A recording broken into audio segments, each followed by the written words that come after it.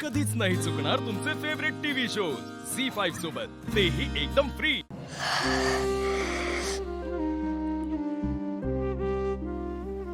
निशी त्याला होणारा त्रास मला कळतोय, बट मी असं सतत त्याच्या समोर राहिले ना तर तो असाच ॲडमेंट वागत राहील।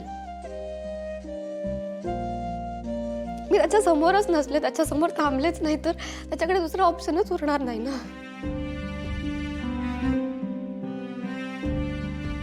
म्हणून मला इथून जाणं खूप गरजेचं वाटतंय। आणि तसं केल्याने प्रॉब्लेम सॉल्व्ह होणार आहे। तुम्ही दोघांनी एकमेकांवर प्रेम केलं, प्रेमात ऑप्शन नसतो। मी पण माझ्या मॉमला सेम सांगितलं होतं, निशी नाहीतर कोणीच नाही। आणि तू इथून गेल्यानंतर शिनू तुला विसरून जाईल असं जर तुला वाटत असेल ना, तर इधर तू शिनूला ओळखलं नाहीयेस किंवा तू स्वतःला फसवतीयस। तूच सांगायचीस ना मला की पळ काढणं हा कोणत्याही प्रश्नावर उत्तर नाहीये, मार्ग नाहीये।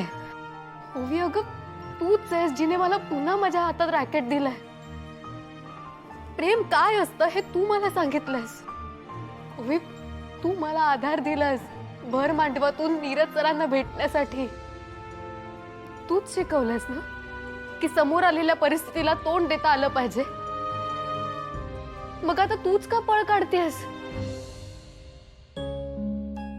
ओवी, तुझ्या अशा वागण्याने ना तू सुखी होणार आहेस ना श्रीनू। प्लीज हा विचार नको करूस। आणि ओवी, आणि कोण कुठलाही डिसिजन घेऊ नकोस। प्रेम आयुष्यात फक्त एकदाच होतं।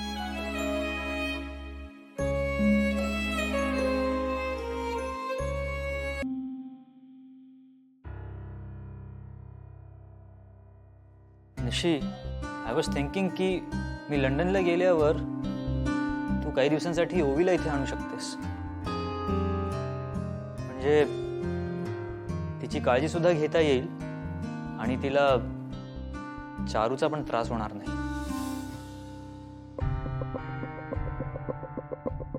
सर अगदी बरोबर आहे, पण ते तात्पुरतं सोल्युशन आहे। ओवी आणि श्रीनूचं लग्न व्हायलाच हवं।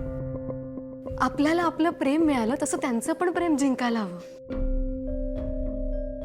मी लाली आत्याला चांगलीच ओळखून आहे, खूप हट्टी आहे सर ती।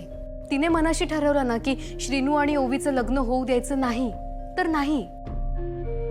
त्यांनी आपल्यासाठी एवढं सगळं केलं, पण आपण त्यांची काहीच मदत करू शकत नाहीये आणि मला या गोष्टीचं ना जास्त वाईट वाटतंय। निशी निशी निशी, तू खूप जास्त विचार करतेयस। होईल सगळं ठीक, आणि व्हायलाच पाहिजे।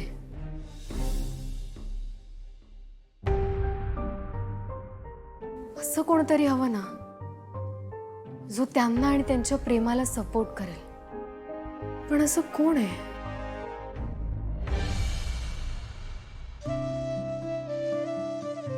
अगो ओवी, सावकाश सावकाश।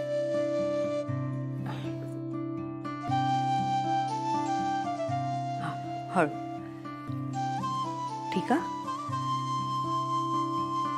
बरं ओवी, तुका नुसतंच दूध देऊ की उकाळा करून देऊ? मावशी, आज काही नकोय। काय नको म्हणजे? ओवी, तुका मी याआधीच सांगितलंय, कितीही काहीही झाला तरी औषधं आणि पथ्य यात हैगाई करायची नाही। मी दायचे उकाळा नेऊन देते, त्यात थोडा हळद टाकून नंतर तुका आणून देते। औषधा दुधासोबतच घे, चालत ना? हो मावशी, तू आजपासून तुझ्याच रूम मध्ये झोप। का गो, कंटाळ होईल मावशीचो? नाही तसं नाही, आता मी बरी आहे ना, सो उद्यापासून मी माझी थोडी थोडी कामं करायला सुरुवात करेन। का? नाही, मलाच सगळं करावं असं वाटतं। इथे बसून बसून कंटाळा येतो मावशी, कोणी काहीच करू देत नाही। तू तर माझ्या मागे सावलीसारखी उभी असतेस, त्यामुळे तुझी किती दगदग होते ते दिसतंय मला। सो प्लीज मी कामं करते थोडी, तू मला कामं सांगत जा. नाही उमाई,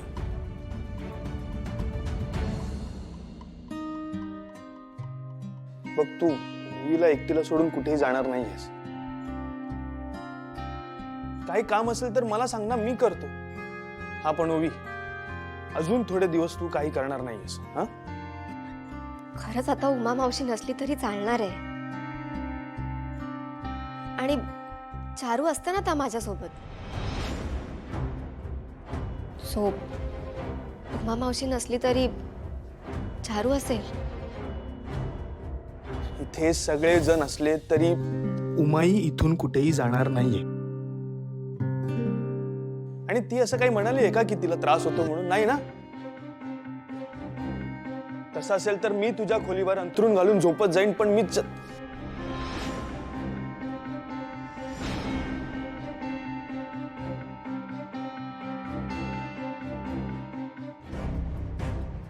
मी तुला असं कोणाबरोबरही सोडून कुठेही जाणार नाही. श्रीनू, एक मिनिट बाहेर ये ना. कशाला? काय झालं? काय काम आहे? अरे ये तर, सांगते. जरा वेळ बाहेर ये प्लीज.